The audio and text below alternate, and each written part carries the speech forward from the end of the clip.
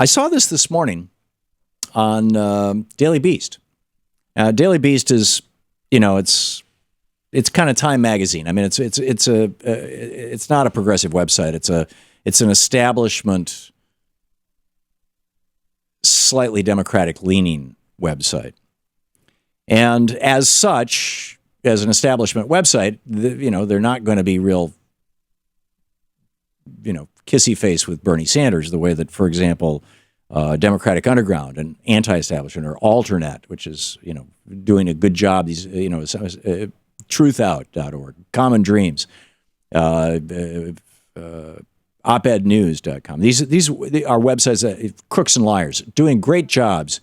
And Ring of Fire, of course, Ring of Fire Radio, doing great jobs of covering not just the entire race, but the Bernie Sanders part of the race as well.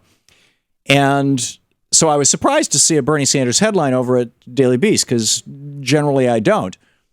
But there it was. And what was the headline? The headline was words to the effect of Bernie Sanders' proposals will cost $18 trillion. Now, $18 trillion is a little more than the U.S. debt, and it's in a little more than the U.S. GDP. So you look at that and you go, whoa, $18 trillion. And this was put together by the Wall Street Journal to, of course, freak out Republicans and provide talking points. And it's got to be just a total coincidence that the same day that the Hillary billionaire super PAC goes after Bernie, the Wall Street Journal, Rupert Murdoch's newspaper, goes after Bernie. Last night, Bill O'Reilly did what he thought was a hit piece on Bernie, where he sent his, what's the guy's name, Little Willie or something like that? Wet Willie? I can't remember. Anyway, he sent this wet guy, or this young kid, out to try to ambush Bernie, and he sticks the microphone in Bernie's face and says, do you want to take away my house or something like this? And Bernie goes, I don't do ambush interviews, and just walked away. But it's all happening all at once. I've been telling you for weeks, for months, this is going to come. And of course, Bernie's campaign knew that it was going to come because this email just arrived. I haven't looked at my own email. In fact, let me look right now. It's been a couple of hours. There it is. Sure enough, I got an email from Bernie Sanders. Shane had given me his, but they say the same thing. I don't have a super PAC, Thomas. Shane's, the one in my hand, says, I don't have a super PAC, Shane. They're doing a good job of, integrating these, putting the names in. I'm not going to travel around the country begging millionaires and billionaires for money. That's just not going to happen. But the success of our campaign, writes Senator Sanders, certainly has the billionaires' attention. Yesterday, one of Hillary Clinton's most prominent super PACs attacked our campaign pretty viciously. They suggested I'd be friendly with Middle East terrorist organizations and even tried to link me to a dead communist dictator. It was the kind of onslaught I expected to see from the Koch brothers or Sheldon Adelson, and it's the second time a billionaire super PAC has tried to stop the momentum of the political revolution we're building together. They keep trying unless we make them pay the price for their attacks.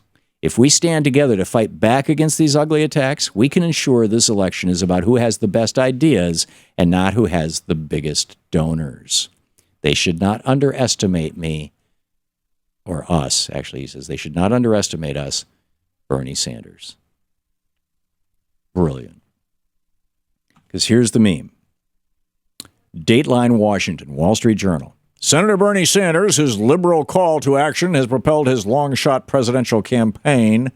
Oh, yeah, it's a real one. Is proposing an array of new programs that would amount to the largest peacetime expansion of government in modern American history. In all, he backs at least $18 trillion in new spending over a decade. Oh, it's over a decade? That's only $1.8 trillion a year? That's less than the war in Iraq? This is what they're freaking out about and complaining about? Anyway, in all, he backs at least $18 trillion in new spending over a decade, according to a tally by the Wall Street Journal, a sum that alarms conservatives and even gives many Democrats pause. I'm pausing. $1.8 trillion a year? Come on, you can $1.8 trillion. The war in Iraq has not cost that much yet. It's in the neighborhood of $1 trillion that it will cost over the next couple of years. It's already cost us maybe $500 billion. So, but 1.8, almost $2 trillion a year. Roll back Reaganomics, you got it. Mr. Sanders, back to the Wall Street Journal. Mr. Sanders sees the money as going to essential government services at a time of increasing strain on the middle class. His agenda includes an estimated $15 trillion for a government-run health care program that covers every American. Now, again, keep in mind, this is Rupert Murdoch's Wall Street Journal, so of course they lie. Bernie Sanders is not proposing a government-run health care program. He's proposing the government pay for health care. There's a difference. A government-run health care program is called socialized medicine. It's what they have in England. It's called the National Health Service. It's run by the government. The hospitals are owned by the government. The doctors are government employees.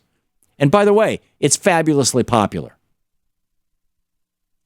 But a government-paid-for health care system, which is what Bernie is proposing, is like what Canada has, for example, where the government doesn't run the clinics. They simply pay the bills. You replace Stephen J. Hemsley with his obscene salaries and his 100 executives making over $1 million each all over at United Healthcare, producing quite a gravy train for AARP and everybody else. You replace the billionaires and the multimillionaires who are running, the banksters basically. These guys are banksters who are running the insurance companies with a single government agency, the Medicare administration, and they write the checks. But that doesn't mean that they run healthcare. Anyhow, his agenda includes an estimated $15 trillion for a government-run health care program that covers every American. Now, wait a minute. They're complaining that he wants to spend $18 trillion over a decade. And of that, they're complaining that $15 trillion of that is going to be for health care. Which means, since single-payer health care is always cheaper than for-profit health care, and what we have right now is for-profit health care, which means that what these guys are complaining about over at the Wall Street Journal, and it's being picked up. This is the meme. And this is how you're going to find out tonight. When you're watching CNN or MSNBC, I mean, we already know where Fox is going to go on this. But when you're watching, you're going to find out which commentators are committed to truth and which commentators are simply committed to smearing Bernie.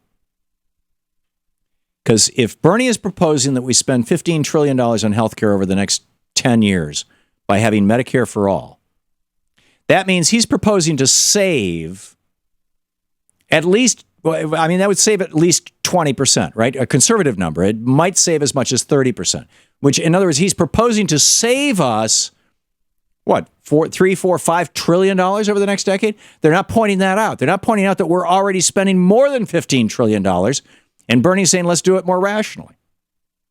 Anyhow, plus large sums to rebuild roads and bridges, expand Social Security, and make tuition-free public colleges. Yeah, we did that under the Eisenhower administration, when Republicans liked it.